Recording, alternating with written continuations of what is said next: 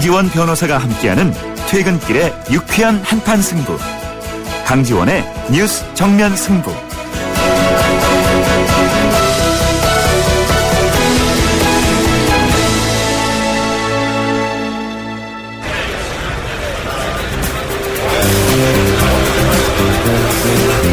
그들의 이야기가 아닌 우리, 진짜 우리들의 이야기를 들어봅니다. 시장에서 만난 오늘의 민심, 시장의 소리. 안녕하세요. 신사동에 사는 이미숙입니다. 불안하죠, 당연히. 어딜 갈래도 못 가죠. 지하철 타고 싶은 마음 없어요. 솔직히 해서 2호선 같은 건 타려면 더 겁이 나요. 지하철을 안 타려고들 해요. 자꾸 이렇게 사고가 나니까 불안하고 하니까 맨날 우리 소 잃고 요양 고치잖아요. 그런 식이죠. 안전관리 만전했으면 좋겠지만은 모든 것이 다 안전하게 돌아가면 좋죠. 지하철 이런 사고가 빈번하지 않게 사고를 안전하게 돌아갔으면 좋겠어요. 그래야지 시민들도 마음 놓고 타는 거고 하니까 평소에 사고에 대한 안전수칙과 대책 요령을 알아두면은 좋을 것 같습니다. 시민들한테 많이 홍보를 하고 안전하게 대중교통을 이용하게끔 조금 해주세요. 네, 94.5 YTN 뉴스 FM 강존의 뉴스 정면 승부 3부입니다. 매일 3부는 진짜 민심이 들리는 곳 시장에서 여러분들의 목소리를 듣고 있죠. 오늘 시장의 소리는 신사동에 사시는 이미숙 씨의 의견 들어보았습니다. 잇따른 지하철 사고로 이용하시는데 불안감을 느끼신다고 하시고요. 시민들의 안전을 위해서라도 점검을 잘하고 대책 요령을 숙지하도록 해서 사고 대처를 잘할 수 있도록 해야 한다는 이런 말씀을 해 주셨습니다. 그리고 오늘 뉴스 정면 승부에서는 청취자 여러분들께 이런 질문을 드렸었죠. 세월호 구조 과정에서 허점을 보인 해양경찰청 해경을 해체하는 것에 찬성하십니까? 네, 여러분께서 의견을 보내주시고 계십니다. 4930님께서는 문의만 바꾼다고 되는 게 아니고 우리나라 공직자들의 자세와 사명감이 문제인 것 같습니다. 라고 적어주셨고요. 2239님께서는 가장 걱정되는 부분이 해경 해체되면 중국 어선들은 누가 감시하고 우리나라 어민들의 피해는 누가 막아주나요? 해경 해체 너무 성급한 결론이 아닐까 싶습니다. 라고 적어주셨습니다. 아직 의견 보내주시지 않으신 분들께서는 휴대전화 우물정 0945번, 우물정 0945번 이용해 주시고요. YTN 어플리케이션으로 예스로 듣고 계시는 분들은 게시판을 활용해 주시기 바랍니다. 정통 시사 주간지 주간 경향 정기 구독권을 보내주신 분들 중에서 한 분 추첨해서 보내드리도록 하겠습니다. 3부 들어갑니다. 안녕하세요. 초보 운전자 수지입니다. 도로는 무섭고 차는 왜 이리 많은지 엄마야. 그래서 저는 살아있는 친구를 만났어요. 반응형 블랙박스 유라이브. 와, 정말 살아있네. 유라이브. 살아있는 블랙박스 유라이브. 결혼할 때도 흑침대, 사랑할 때도 흑침대, 아기 잠자리 피톤치드로 상쾌하게, 산소로 건강하게, 산소가 나오는 흑표 흑침대. 사랑해요, 흑표 흑침대.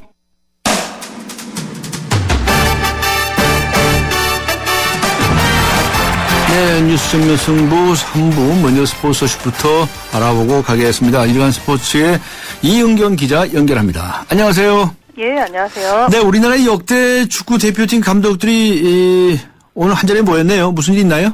네, 브라질 월드컵 대표팀을 응원하기 위해서 좀 힘을 실어주겠다는 뜻으로 오늘 한자리에 모였다고 합니다.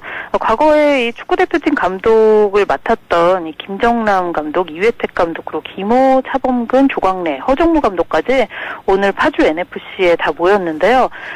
이 전임 감독들은 이 브라질 월드컵 대표팀에 대해서 이야기를 하면서 현재 미드필드진의 전력과 그리고 경험은 역대 최강이다 이렇게 칭찬을 했습니다. 네. 현재 대표팀 미드필더로는 구자철, 기성용을 비롯해서 손흥민의 이청용 선수까지 주전 전원이 유럽 빅리그에서 뛰는 선수들로 이루어져 있습니다. 이번 대표팀 평균 나이가요 역대 월드컵 그 대표팀 중에 가장 어리긴 하지만 국제 전체 경험으로 치면 가장 뛰어난 팀이라는 평가를 역시 받고 있습니다. 그렇군요. 그리고 조광래 감독 같은 경우는 예전에 이제 본인이 직접 선수로 월드컵에 나갔을 때는 세계적인 강팀을 만나는 게 너무 두려웠는데 지금 선수들은 그런 두려움 자체가 없다 이러면서 굉장히 기대를 했고요. 쓴소리도 역시 나왔습니다. 김호 전 감독은 세계적인 축구 추세가 좀 빠른 수비 전환인데 현재 대표팀 수비진의 뭐 전환 속도랄지 그리고 이 상대를 전방부터 압박하는 힘은 좀 부족한데 보완해야 된다 이렇게 지적을 했습니다. 네. 역시 홍명보 감독도 조언을 되새겨서 브라질에서 후회 없는 경기를 하고 오겠다 이렇게 또 화답을 했습니다. 예, 알겠습니다. 류현진 선수 재활을 마치고 선발 등판을 하네요. 네, 그동안 이 LA 다저스 류현진 선수가 어깨 부상 때문에 재활을 쭉 했는데요. 예. 다친 지 24일 만에 마운드에 복귀합니다. 류현진 선수 복귀전은 22일에 열리는 뉴욕 매치와의 원정 경기고요. 류현진 선수의 최근 인터뷰가 오늘 이 MLB.com에 올라왔습니다. 여기서 류현진 선수가 이 추가 치료가 필요 없을 정도로 현재 몸 상태가 굉장히 좋다. 그리고 팀에 빨리 공헌하고 싶다. 이렇게 네. 말을 했습니다. 류현진이 지난달 28일에 어깨 통증을 호소하면서 부상자 명단에 올라갔고요. 충분히 그동안 치료를 한 뒤에 모레 복귀전을 치르게 됐는데 사실 다저스가 최근에 이 에이스인 클레이튼 커쇼와 이 제4선발로 뛰던 폴 마홈 이 선수들이 좀 기회 시대 이하의 투구를 하면서 팀 전체가 좀 휘청되고 있거든요.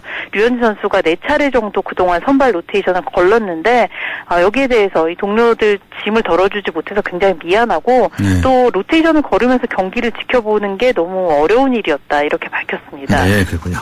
농구협회가 우리나라에 귀화해서 뛰어줄 선수를 찾는다고 했는데요. 이거 무슨 행정적으로 실수를 했네요. 예, 사실 뭐 최근에 스포츠 그 단체들의 행정 실수가 좀 잊을만 하면 나오고 있는데 남자농구 대표팀 같은 경우 이 대한농구협회와 이 KBL이 공동으로 이 구성한 국가대표팀 운영위원회가 이 대표팀을 운영을 합니다. 네. 그런데 이 운영위원회가 한국 농구팀에도 외국인 선수 귀화시켜서 전력을 끌어올려야 된다 이렇게 판단을 했고요. 그동안 귀화의 뜻이 있는 외국인 선수를 찾아다니긴 했습니다만 네. 결국에 뭐 적당한 선수를 찾지는 못하고 한국 프로농구에서 뛰는 외국인 선수 중에 귀화를 해도 좋다 이렇게 좀 긍정적인 선수를 찾은 결과 SK의 에런 헤인즈 선수가 이제 귀화 의사가 있다는 거를 알고 귀화를 추진하고 있다. 이런 얘기를 밝혔습니다. 네, 그런데요, 네. 이 국대위가 뒤늦게 OCA, 이 아시안 게임을 주최하는 그 단체 규정을 확인해 보니까 헤인즈를 당장 귀화를 시킨다고 해도 올해 인천 아시안 게임에는 출전시킬 수가 없다는 거를 네. 뒤늦게 알았다고 합니다. 왜요? 예, 아시안 게임에 나가는 귀화 선수 같은 경우는 해당 국가에서 3년 이상 3년 거주를 이상. 해야 되는데 네. 헤인즈는 뭐 자격도 안 되는데도 이때까지 이제 귀화 논의를 이렇게 해왔다는 게 그야말로 헛발질을 한 셈이 됐습니다. 네. 이 국대위의 치명적인 행정 실수가요. 해당 선수인 헤인즈에게까지 이제 좀 상처를 준 셈이 돼서 네. 팬들의 굉장한 지금 반발을 사고 있습니다. 네, 축구도 아닌데 헛발질을 했네요. 그러게요. 네. 알겠습니다. 수고하셨습니다. 네, 감사합니다. 감사합니다. 지금까지 일간 스포츠의 이은경 기자와 함께 했습니다. 지금 시간은 7시 17분을 가리키고 있습니다. 이 시각 교통 상황 알아보겠습니다. 유보연 캐스터입니다. 네, 정확한 정보를 전해드리는 뉴스 정면 승부 교통정보입니다. 지금 여의도에서 외곽 쪽으로 이동하는 길 경인로의 이동량이 꽤 많습니다. 서울교에서부터 물레동 사거리까지 밀려서 가고 있고요. 국회대로도 영등포 전화국에서 경인고속 입구까지 시속 10km대로 지나고 있습니다. 여의대방로는 대림아파트에서 보라매역까지 차간거리가 좁혀져 있고요. 양화로가 동교동 3거리에서 합정역 지나기 어렵고 반대쪽 서교동 4거리에서 동교동 3거리까지 속도를 줄이고 있습니다. 이어지는 신촌로가 웨딩타운에서 신촌교차로까지 꽉 막혀 있고요. 반대쪽 웨딩타운에서 아현교차로 구간 더디게 진행하고 있습니다. 종로는 외곽 쪽으로 세종대로 사거리에서 종로 2가, 종로 6가에서 동묘암역 구간 속도 내기 어렵고요. 반대쪽 종로 4가에서 세종대로 사거리까지 속도를 늦추고 있습니다. 지금까지 뉴스 정면 승부 교통정보 유보연이었습니다.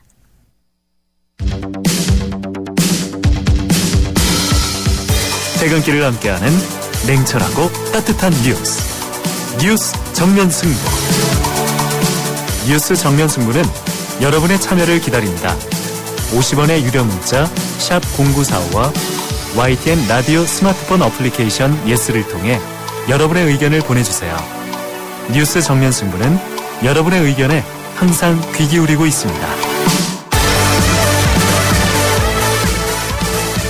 네, 요즘 들어 부쩍 열차 사고 소식이 자주 들리고 있죠. 어제도 지하철 4호선 금정역에서 폭발 사고가 있었고요. 이젠 이 열차를 이용하면서도 내가 탄 열차가 사고가 나진 않을까 이런 불안감을 떨치기 어려운데요. 그런데 이 KTX 열차, KTX 열차의 안전도 의심해봐야 하는 부분이 있다고 합니다. 철도 노조는 KTX 열차의 대부분이 바퀴가 사고를 일으킬 수 있는 상태다라고 하면서 코레일 측에 운영 중지를 요구했다고 합니다. 자세한 내용 알아보겠습니다. 철도 노조 차량국장이죠. 박현수 국장 연결하겠습니다. 안녕하세요. 네, 안녕하십니까. 네, 이 철도 노조에서 KTX 열차에 바퀴 문제가 있다 이렇게 주장을 하셨습니까? 예, 그랬죠. 네, 어떤 문제점 있습니까? 지금 이제 열차 바퀴라고 하면은 우리 용어로서 이제 차륜이라고 하거든요. 네. 네, 근데 이제 그 차륜의 평면에 보면은 레일과 마찰에 의해서 찌꺼기가 생기거나 그다음에 그 마찰에 의해서 이제 그 차륜 단면 그 면이 떨어져 나가는 경우가 있어요. 네. 그런 경우가 있고 또 하나는 이제 후렌지라고 해서 열차가 탈선을 방지하기 위해서 열차 차륜에 보면은 툭 튀어나온 부분 있잖아요. 네. 예, 그런 부분이 이제 얇아져서 이제 이 탈선의 위험이 제기되는 이런 두 가지로 볼 수 있습니다. 예. 여러분께서 뭐 전문가이시니까 아주 잘 아시겠죠. 예. 그런데 이게 아직 정비가 되지 않고 운행 중인 게 맞습니까? 글쎄 요즘 와서 이제 그 차륜에 문제가 좀 생기고 하는데 그러다 보니까 이제 이걸 삭전이라는 공정을 거쳐야만 또 이제 차륜을 원상으로 다시 이제 깎아내는 작업이거든요. 삭정. 예. 아, 그걸 삭정 작업이라고 그러는군요. 예. 예. 근데 이제 그걸 해줘야 되는데 요즘 그게 일이 밀리다 보니까는 네. 그걸 차륜에 이제 삭정을 해야 되는 차들이 그냥 운행이 되고 있는 것들이 있어가지고 네. 그래서 우려들이 좀 많이 생겨나죠. 네. 삭정이라는 게 뭡니까? 바퀴에서 앞에 말씀하신. 차바퀴에 이제 이런 흠집이 생긴 부분을 네. 이제 다시 이제 그 선반에 네. 닦아주게 되면 이제 이 깨끗하게 되겠죠. 아, 그러면 네. 이제 진동이나 이런 것들이 없어지죠. 아, 네. 그래서 이거 위험하다. 예. 코레일 측에 회사 측에 이거 운행 중단을 하거나 어떻게 해야 된다 이렇게 요구를 하셨다는 말씀이시죠? 예. 그랬더니 어떤 답변이 돌아왔나요? 일단 노사협의회에서 요구했더니 그쪽 답변은 아직까지 운행에 문제는 없다. 라는 형태로 지금 답변을 하고 있습니다. 예. 운행에 문제가 없다. 예. 근데 철도 노조 측의 입장에서는 뭡니까? 문제가 있다는 겁니까? 아무래도 이제 요즘 차량 사고가 자주 나고 예. 그래서 이제 왜냐면은 단면이 안 좋게 되면은 예. 이 차륜이 안 좋게 되면은 이제 이 진동이 발생을 해요. 예. 그렇다 보면 이제 이 베어링이나 차축 베어링이나 이런 데 영향을 미칠 수밖에 없거든요. 네. 그런 데 대해서 사고를 미연에 방지하기 위해서 이런 부분은 대책을 요구한 거죠. 예. 뭐 당장 운행을 중단시키면 많은 이용자들이 불편을 겪게 될 텐데 이 미삭정 바퀴 앞에 말씀하신 것처럼 삭정을 해야 되는데 안 한 바퀴 네. 이런 미삭정 바퀴를 사용하는 열차가 이 탈선을 할 위험성도 있나요? 위험성은 있죠. 있어요? 커요, 적어요? 위험성이 이제 크다 적다로는 저희들 백분율로 나타내기 힘듭니다. 예. 왜냐하면 철도 사고라는 게 300km로 고속 주행하는 차량이 사고 한번 나버리면은 그거는 세월호 참사하고는 비교도 안 될 만큼 네. 엄청난 사고거든요. 그래서 이제 그런 것들 미연에 막기 위해서 네. 그런 것이 100만 분이라도 있으면은 그것을 우리는 이제 알겠습니다. 개선을 요구하죠. 이렇게 삭정하지 않은 그 바퀴 사용으로 인해서 실제로 사고가 발생한 적이 있었나요? 아직까지는 없었습니다. 다행히. 아직까지 없었어요. 예. 네. 그런데 위험성이 있다 이렇게 보시는 거군요. 그렇죠. 자, 이렇게 열차 사고를 대비하기 위해서는 그러면 그 열차 점검을 철저하게 해야 되지 않겠습니까? 그렇죠. 열차 점검은 잘 되고 있습니까? 그래서 이제 이런 부분에서 이제 우리가 커지는데요. 예. 요즘 와서 이제 그 철도공사가 정부의 어떤 이명박 정부 시절에 공기업 선진화, 이제 이제 박근혜 정부 들어와서는 공기업 정상화, 이런 방식들이 주로 이제 인력 감축으로 많이 갑니다. 예. 예, 그래서 이제 그런 부분이 인력 감축을 하다 보니까는 지금 어떤 상태냐면요. 예. 예를 들어서 이제 새마을난 묵노하우 같은 경우, 예. 2009년 이전에는 서울에서 손님을 타고 부산에 딱 손님을 내려놓고 나면은 네. 점검을 받습니다. 예. 근데 이제 인력을 감축하려다 보니까 어떻습니까? 점검 주기를 늘려야겠죠. 네. 그래서 그게 이제 왕복을 하고 나서 하루에 한 번 점검을 받게 돼요. 하루에 한 번으로? 네. 그렇게 늘어났다가 그 이후에는 또 2,000km 주행하고 나서. 네. 그러면 2,000km로 하면은 감이 잘 안 잡히겠지만 한 3일 정도 운행을 하고 난 후에. 네. 네, 이제 점검을 하는데. 지금 현재는 3,500km까지 늘어나 있어요. 아, 그래요? 네, 그래서 한 4일, 5일에 한 번 점검을 할 정도로 이제 늘어나서 저희들은 대단히 그런 부분을 우려를 하고 있는 거죠. 아, 네. 이거 하루에 한 번씩 점검을 해야 되는 겁니까? 따라서는 그렇다고 봐야죠. 다른 나라도 그렇게 하나요? 지금 이제 발달한 나라들, 소위 말해서 이제 이 프랑스나 이런 데 같은 경우는 이제 점검 주기를 좀 달리하는 부분이 있습니다. 네. 예, 근데 이제 우리나라 같은 경우는 이 일반 열차가 지금 들어온 지 지금 새마을호 같은 경우는 사실 25년이 넘었거든요. 네, 좀 오래됐다. 예, 솔직히 말해서 개인이 자가용 승용차를 사더라도 한 5년까지는 점검 안 하고 타도 돼요. 예. 그렇지만 그 이후는 자주 손이 가죠. 네. 예, 그러면은 그런 노후화된 차량들을 대상으로 해서 이렇게 다른 어떤 그 보강장치 없이 이렇게 이제 점검 주기를 늘리는 것이 이 사실상 사고 위험을 많이 부르고 실제로 또 사고가 많이 발생하고 있죠. 이 열차 점검 문제에 관해서 노사협의 같은 거 할 때 얘기를 하신 적이 있나요? 하죠. 하시는데 회사 네, 측에서는 하게 되면 이제 회사 측에서 뭐라고 그럽니까? 이제 정부에서 이제 일감 조항이 나오니까 어쩔 수 없다라는 반응이 하나. 어쩔 수 없다. 예. 네. 그러면서 이제 거기에 이제 껴 맞추기 위해서 이제 신뢰성 이런 게 이제 이런 거 한 3개월 정도 시험 운행을 합니다. 네. 그래서 이제 사고율이 이제 별로 이렇게 늘어난 게 없다. 이런 이야기를 하는데 사실상 이제 시험 운행한 차량은 또 별도로 특별 점검을 하잖아요. 예. 그냥 그러다 보니까 이제 그거 한 3개월 동안 사고 안 나면 이제 그래 해도 된다라고 하면서 갑니다. 그러다 보니까 이 이런 차량에 예. 이런 말씀을 많이 하시면 저 이용자들이 이거 불안해가지고 그 KTX 열차 함부로 타겠나요? 그렇죠? 그런데 저희들은 이제 그나마 이 인력이 줄어들고 해도 지금 저희들이 노동 강도가 높아지면서 그걸 감수하고 좀 있죠. 아, 근데 이거 점검을 철저하게 해야죠. 그런데 이 열차 점검을 하려고 한다면 거기에 장비라든가 이런 것들도 많이 필요하지 않겠습니까? 이런 점은 뭐 부족한 점이 없나요?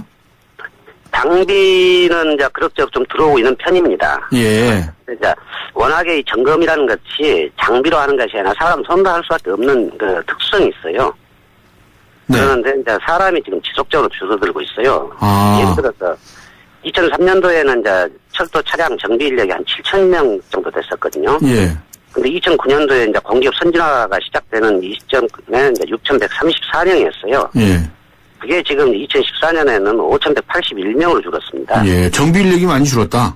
네, 그렇죠. 지금 이제 2003년 비교해서 한 1,800명 정도가 줄어버렸습니다. 네. 네, 그랬는데 또다시 지금 공기업 정상화 방안 계획에 의해서 2018년까지 또 1,144명을 더 줄이겠다라는 지금 감시가 더 있습니다. 네, 알겠습니다. 하여튼 이 철도에 문제가 있다 하는 말씀을 하신 것으로 잘 알겠습니다. 시간이 다 돼가지고 여기서 마쳐야 되겠습니다. 수고하셨습니다. 네, 고맙습니다. 네, 지금까지 이 철도 노조의 박현수 차량국장과 함께했습니다. 4년마다 전 세계가 축구로 뜨거워진다. K5도 출시 4주년. 그럼 뭐 특별한 거 없나? 있다. K5 출시 4주년 기념 1.4% 할부 프로모션. 세계가 인정한 디자인과 성능 모두가 누리시라고. K5 할부 금리가 1.4%. 1588-5330 또는 기아자동차 전시장으로 문의하세요.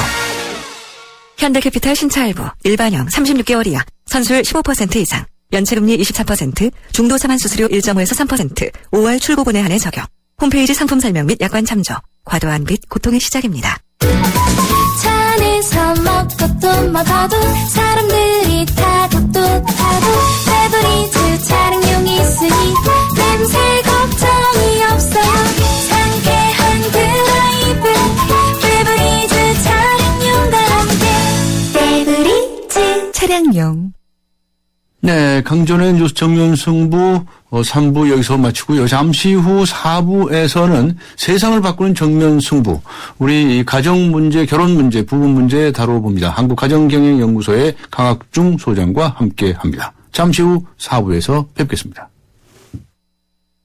서양 고전음악을 완성시킨 천재 작곡가 악성 베토벤. 그의 음악적 잠재력을 일깨워준 사람은 스승인 크리스티안 네페 선생님이었습니다.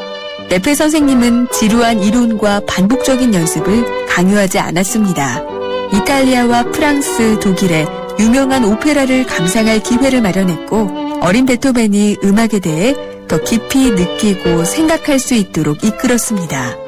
가르치는 것이 아니라 깨우치는 교육, 아이들의 잠재력을 활짝 꽃피우는 우리 교육의 희망입니다. 이 캠페인은 I am the key, 눈높이 대교와 함께합니다. 김대리. 그 자네 아버님 입원하셨다면서? 네. 요즘 아내가 병원에서 아버님 돌보느라 힘들어해요. 아니, 이 사람 이거 아직도 포괄간호 서비스를 모르나? 보호자가 곁에 있지 않아도 간병인을 따로 구하지 않아도 병원의 간호 인력이 환자의 회복을 도와드리는 포괄간호 서비스. 간병 부담은 줄어들고 입원 서비스의 질은 올라가고 포괄간호 서비스 병원. 지금 바로 확인해보세요. 이 캠페인은 보건복지부와 국민건강보험공단이 함께합니다. 한국의 뉴스 채널 YTN. 네, 94.5 YTN 뉴스 FM 강전의 뉴스 정면 승부 4부입니다. 오늘 뉴스 정면 승부에서 청취자 여러분께 드린 질문. 세월호 구조 과정에서 허점을 보인 해양경찰청, 해경을 해체하는 것에 찬성하십니까? 이었습니다.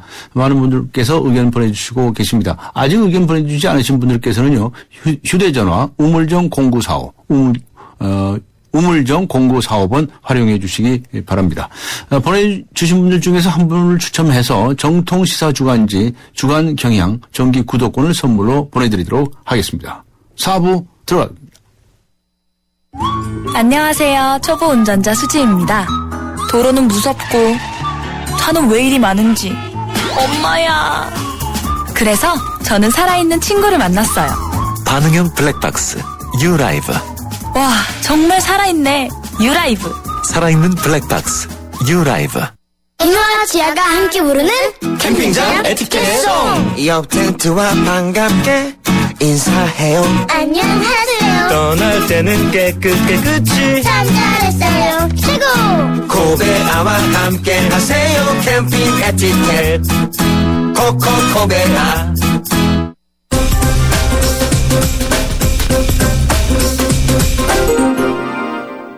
네, 경제 소식부터 알아보고 가겠습니다. 머니투데이의 김태훈 기자 연결합니다. 안녕하세요. 네, 안녕하세요. 네, 유병헌 전 세모그룹 회장 일가 이들에 대해서 지금 수사가 진행 중인데 국세청이 부동산 압수에 벌써 나섰네요. 압류에 나섰네요. 예, 그렇습니다. 국세청이 유병헌 전 세모그룹 회장 일가의 부동산 9곳을 압류했습니다. 네. 서초구 영곡동의 토지와 강남 대길시 소유인 청담동 건물, 그리고 고급 음식점과 대구시 남구에 있는 토지입니다. 이 압류한 부동산의 가격이 모두 200억 원대에 이르는 것으로 추산이 되는데요. 언제든지 처분이 가능한 유씨 일가의 핵심 재산입니다. 어제 박근혜 대통령이 담화문에서 유병헌 일가에 대한 재산 추징을 끝까지 하겠다 이런 발표를 했는데 바로 다음 날 국세청이 이렇게 압류 신청을 한 겁니다. 법원도 사안의 중대성을 감안해서 어제 오후 신속하게 압류를 허가했습니다. 세월호 사고 피해자들을 위한 배상금 지급과 세금 징수에 대비해서 유씨 일가의 재산을 미리 환수하고 동결하겠다는 뜻으로 풀이됩니다. 검찰은 유씨의 위장재산으로 의심받는 전국의 부동산 수백 건에 대해서도 확인 작업을 벌이고 있습니다. 조사 결과 사명 부동산이 드러날 경우 압류 재산은 더욱 늘어날 전망입니다. 네, 그렇군요. 세월호 침몰 사고가 발생한 지 이제 한 달이 지나지 않았습니까? 네. 그런데 이 경제에 미치는 부정적인 영향이 이게 장기화할 가능성이 있다 이런 의견들이 나오고 있네요. 예, 당초에는 연휴가 지나면 이제 단기 소비 위축이 단기간에 끝나고 살아날 거다 이렇게 예상이 됐었는데요. 네. 연휴 기간에 잠깐 소비가 살아나는 듯했지만 연휴 이후 다시 주춤하고 있습니다. 네. 사고 직전인 지난달 14일에서 15일에 지난해 동기 대비 25%를 기록했던 카드 승인액 증가율이 사고 직후인 16에서 20일에는 6.9%로 떨어졌고 지난달 넷째 주에는 1.8%로 더 내려갔습니다. 즉 카드를 쓰는 카드를 덜 쓰게 됐다는 얘기입니다.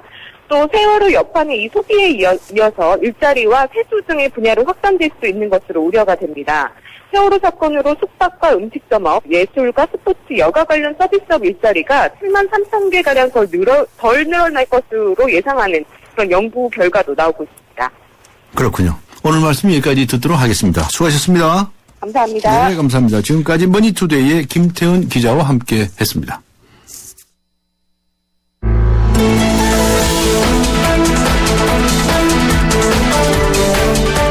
세상을 바꾸는 정면 승부.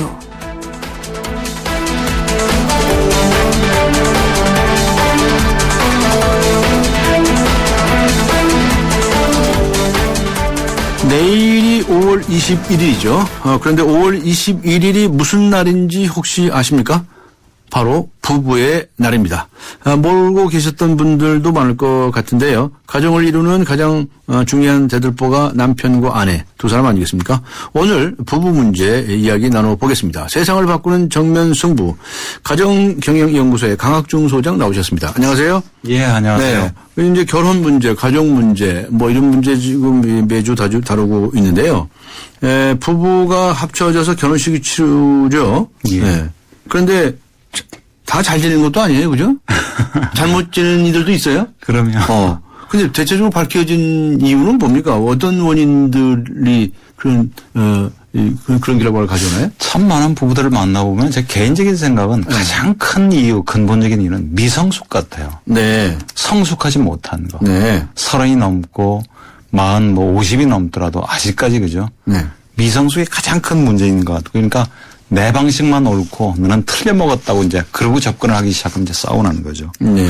그 외에도 사랑은 이제 가끔 하다 보면 식기도 되고 뭐 사랑보다는 정으로 산다고 그러는데 믿음이 깨져버리면 못 사는 것 같아요. 네. 그 깨진 믿음을 어렵게 다시 복원을 했는데 또 다른 이유 때문에 그게 뭐 돈 문제든 외도든 치명적으로 그 믿음이 무너져 버리면 다시 살기가 힘들고요. 또 한 가지는 치유되지 않은 상처를 배우자가 가지고 있을 때 내가 아무리 잘하려고 노력을 해도 오히려 그게 오해를 사고 불신으로 가면 그것도 참 잘 못 지내는 가장 큰 이유 중에 하나인 것 같습니다. 네. 그 부부가 결혼할 때는 이제 잘 살아보자고 결혼한 거 아니겠습니까? 그렇죠. 네. 그런데 이제 뭐 살다 보면 갈등이 있어요. 예. 네. 그런데 뭐 어떤 의미에서는 당연한 거 아니겠습니까? 그렇죠. 네. 당연한 그런데 거죠. 이 갈등이 지나치거나 그것을 잘 해소하지 못하고 풀지 못하고 지내면은 이제 시끄러워지는 거 아니겠습니까? 그렇죠. 예. 네. 이 갈등을 풀어나가는 가장 좋은 방법 뭐 없을까요?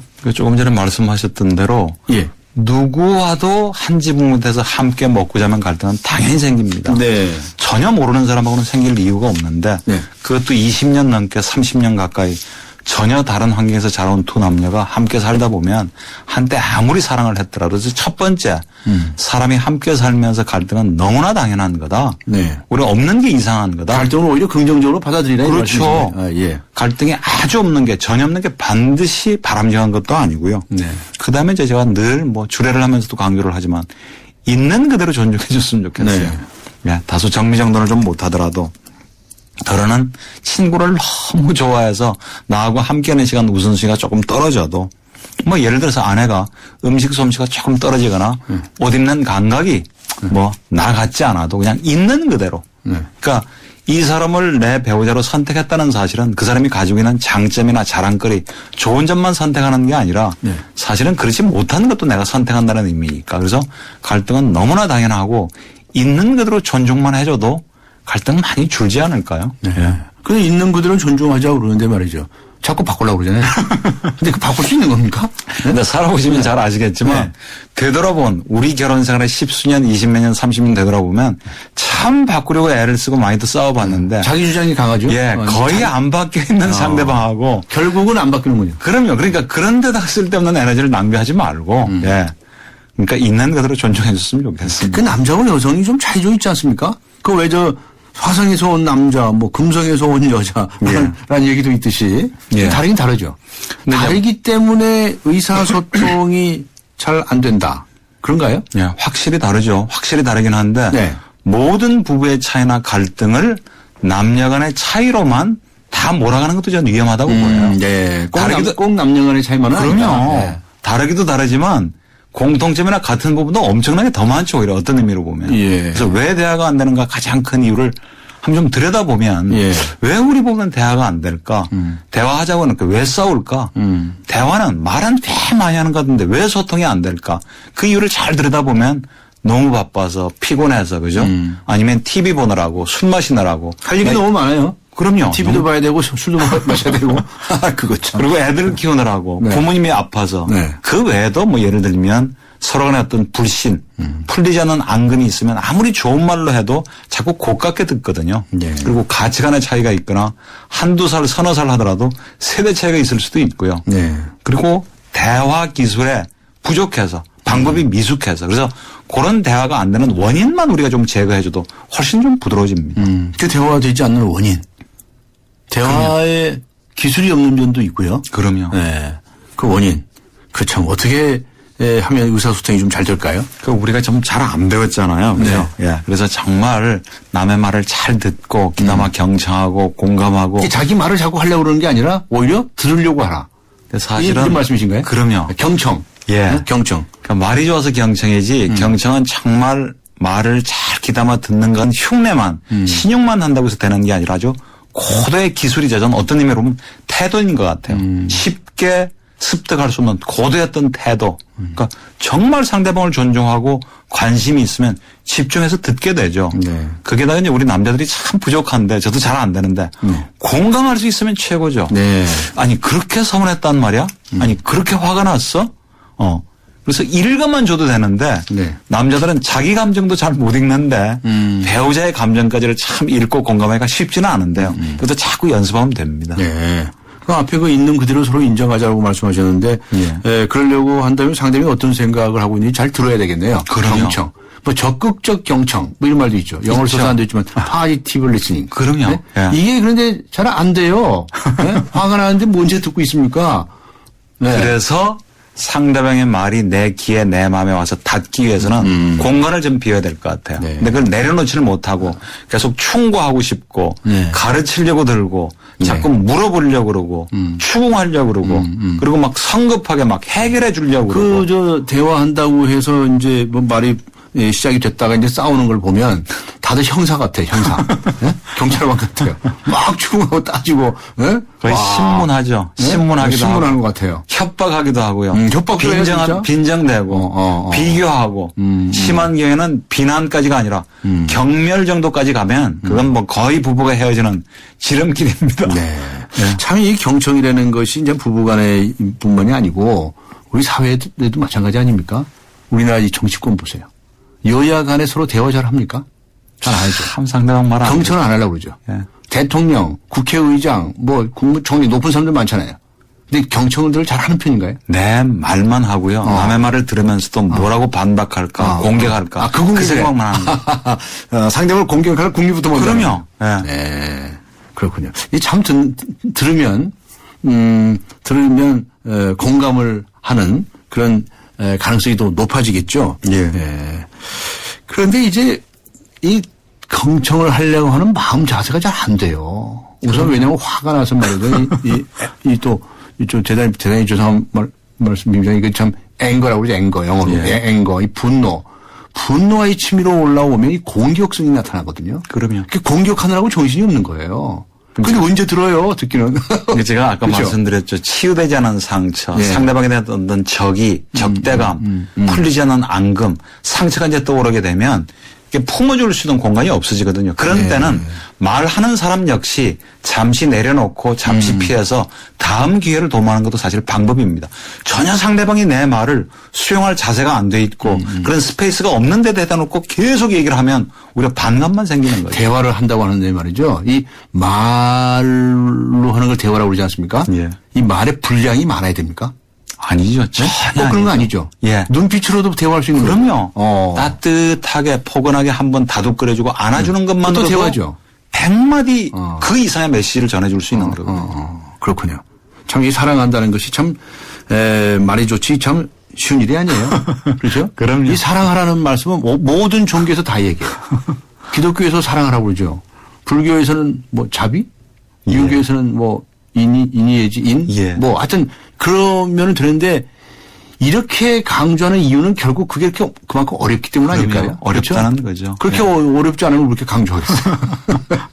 모든 성인들이. 부부 간에 서로 얘기를 하다 보면 뭐를 대화라고 생각하는 것까지도 생각이 달라요. 그런데 우리 한국 사람의 경우에 서로 대화를 한다고 하는데 자신의 생각을 표현하는 방식을 잘 배우지 못했다. 그럼요. 그런 지적이 많습니다.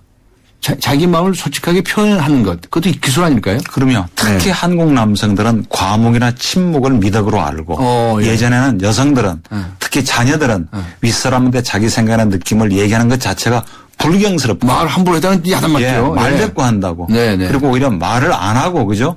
알아서 그냥 눈치채고 알아서 해주기를 바라지만 자기 생각하는 느낌을 얘기를 안 하면 배우자도 모르는 거죠. 예. 그런 거 하면 너무나 표현하지 않고 그냥 마음속에 담아두고 끙끙 앓는 경우가 있어요.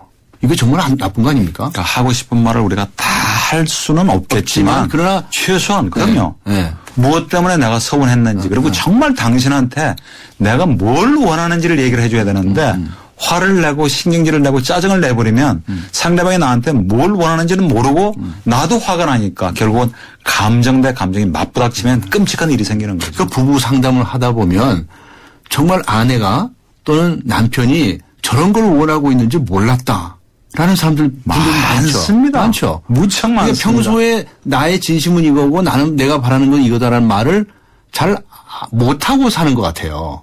그러니까 표현의 기술 아닐까요? 그러니까 스스로도 사실은 내가 뭘 원하는지 내가 지금 어떤 감정에 휩싸였는지를 모르는 사람도 많아요. 네. 내가 지금 그냥 아주 단순히 기분 좋다 나쁘다 화난다 그 정도지 뛸 듯이 기쁘다 서운하다 앞이 캄캄할 정도로 절망적이다 느낌을 나타내는 어휘도 되게 빈약하고요. 네. 그리고 특히 어휘도 빈약해. 그럼요. 네. 우리나라 말인데도 불구하고 네. 한국 사람이 한국말을 잘 못하는 거예요. 부정적인 기분을 나타내는 건 수시로 하는데 긍정적인 감정의 상호작용 주고받는 건 사실은 거의 잘 못하죠. 그렇군요. 세상을 바꾸는 정면 승부. 오늘 부부의 문제 다루고 있습니다. 부부 간에서부터 변화하기 시작하면 세상도 변화할 수 있겠죠? 네. 그럼요. 가정에서 대화 잘하는 이들이 밖에 나와서도 대화를 잘하지 않을까요? 그런 부모 밑에서 자란 아이들은 갈등이나 문제가 생겼을 때도 어떻게 접근해서 어떻게 풀 건가를 정말 몸으로 체득하는 거죠. 네. 근데 그런 대화 없이 언성 높이고 고성 막 주고받고 뭐가 막 날아다니고 그죠? 예. 심지어는 욕설까지도 주고받고 그러다가 폭력으로 번지면 그게 20년 넘게 30년 가까이 봐온 자녀들은 그대로 학습이 되는 거죠. 그게 실습이 되는 거죠. 아이들 자신이 학습에서 그치는 게 아니고 트라우마를 받아요. 당연하죠. 당연히 상처를 받아요. 불안하고요. 예, 예. 긴장되고요. 어떤 두려움도 있고 그다음 분노가 생기는 거죠. 네. 그러나 부모의 폭력 앞에서 표현도 못하고 그다음 우울까지 이제 겹치면 정말 정상적으로 건강하게 자라기가 참 어렵습니다. 앞에 조금 전에 자녀 말씀하셨지만 이 부부 간에 싸우는 문제 중에 자녀 양육 문제가 크잖아요. 그럼요. 네. 숫자적으로 제적으로 비중이 굉장히 많이 차지하죠. 자녀 교육 문제, 습관 문제, 돈 문제 여러 가지가 있는데 참 이게 웃기는 게요. 네. 일종의 어떤 데는 코미디 같아요. 네. 두 사람 다 남편이나 아내다 정말 우리 아이를 잘 키우자는 생각은 너무나 똑같은데 그 이유 때문에 싸우는 거예요. 그래서 어떻게 키우는 게 잘 키우는 거예요? 그렇죠. 그래서 생각이 다른 거예요. 자식을 잘 키우자고 해놓고 그 문제 때문에 두 사람이 오히려 싸우고 지지고 볶고 금이 가서 결국은 아이들을 더 망치는 거. 그건 정말 어리석은 거죠. 그래서 일단 똑같이 우리가 아이를 잘 키우자는 생각은 똑같은데 그럼 뭐가 어떻게 키우는 것이 정말 아이를 잘 키우는 일인지에 대한 생각을 좀 나눴으면 좋겠어요. 그래서 한 팀이 돼야 되고요. 제일 중요한 문제는 끝까지 팽팽하게 정반대 의견을 가졌을 때는 이 사안에 대해서는 그럼 과연 누구가 최종 의사결정권을 갖는 게 좋을지를 좀 합의했으면 좋겠어요. 네, 그렇군요.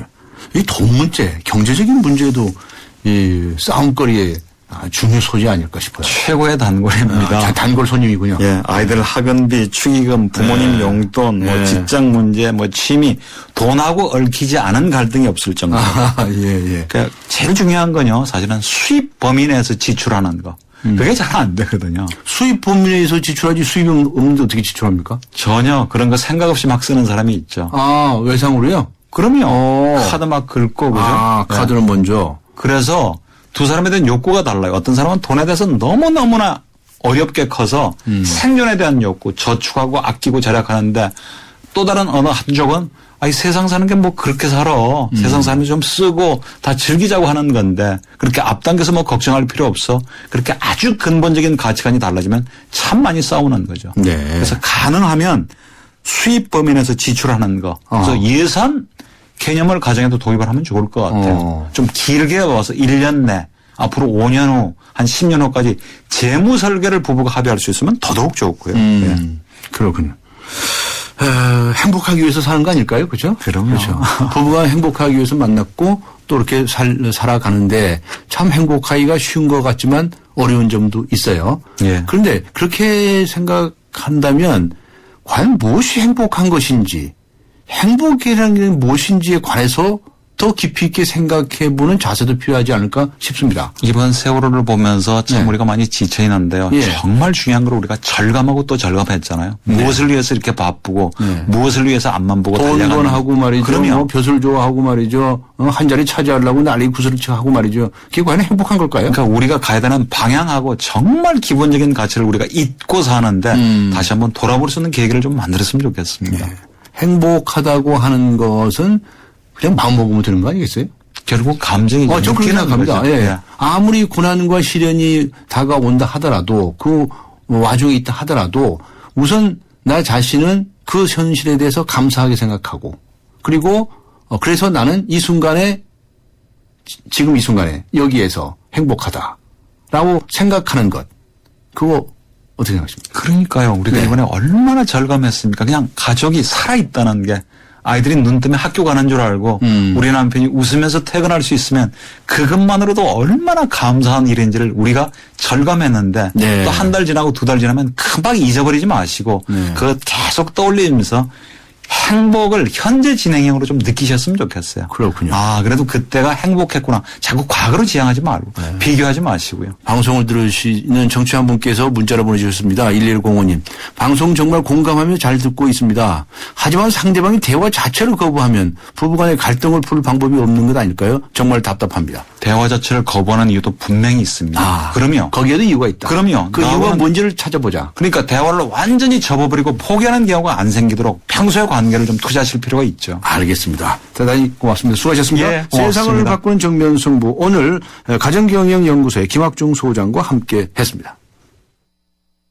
지구의 미래는 슈퍼히어로가 지키고 가족의 행복은 쉐보레가 지켜줄게요. 쉐보레 러브 패밀리 페스티벌 스파크 최대 3년 무이자 할부, 말리부 캡티바 올란도 최대 3년 1.9% 할부, 차종에 따라 최대 100만 원 할인. 5월에도 쉐보레만 믿으세요. 홈페이지 참조 5월 31일까지. Chevrolet, find new roads. 한때 보리 하나로 콜라와 싸워 전설이 되신 분이 계셨지. 국내 최초 보리탄산 음료로 콜라의 아성을 흔들었던 맥콜. 전설을 맛보리 맥콜. 미세먼지 많은 날엔 깨끗하게 쿠쿠 청정. 비 오는 날엔 산뜻하게 쿠쿠 제습. 공기청정기와 제습기가 만나 1년 내내 쿠쿠 하이브리드 365. 네, 강지원의 뉴스 정면 승부. 오늘 청취자 여러분께 세월호 구조 과정에서 허점을 보인 해양경찰청 해경을 해체하는 것에 대해서 찬성하십니까? 라는 질문을 드렸습니다. 여러분들께서 의견을 주셨습니다. 초기 대응에 실패하는 해경 해체 찬성 이렇게 적어주신 분이 있는가 하면 해경 그대로 두고 내부를 바꿔야 한다라는 의견을 주신 분들도 계십니다. 의견 주신 분들 중에서 휴대전화 뒷자리가 4930번님께 선물 보내드리도록 하겠습니다. 모든 분들께 감사의 말씀을 드립니다.